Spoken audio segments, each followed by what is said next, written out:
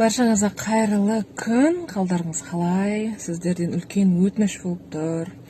TikToktан, Instagramнан көріп қалған рекламаларды маған жібере бермеңіздерші. Мына жерде кредитті азайтып береміз деп жатыр. Мына жерде кредитті төлемеуге болады деп жатыр дейін. Рекламаны кім берді? Сол жаңағы эксперттерге, білмеймін, эксперттер ма, эксперттер емес па?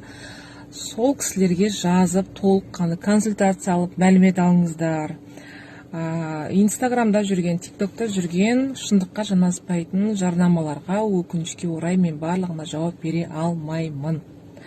Менің болып жатқан жұмысымда барлығымен сіздермен бөлісіп отырамын. Жалпы бір нәтижеге жету оңай емес деп айтып жатамын. Тек қана сот арқылы 2-3 жыл соттасып барып белгілі бір нәтижеге жетуге болады. Сондықтан да рекламаларды жібере бермеңіздер, өтініш. Одан кейін айта кететін тағы да бір жайт, сотта бір ғана заң нормасына сүйеніп соттың шешімі шықпайды никогда.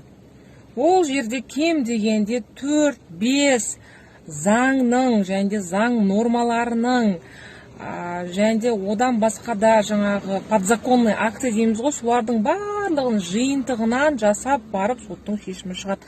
Сондықтан да бір заңның нормасында осылай деп жазылған екен деп маған жүрудің қажеті жоқ, өйткені заңда жазылғанмен практика жүзінде ол заң жұмыс жасамауы мүмкін.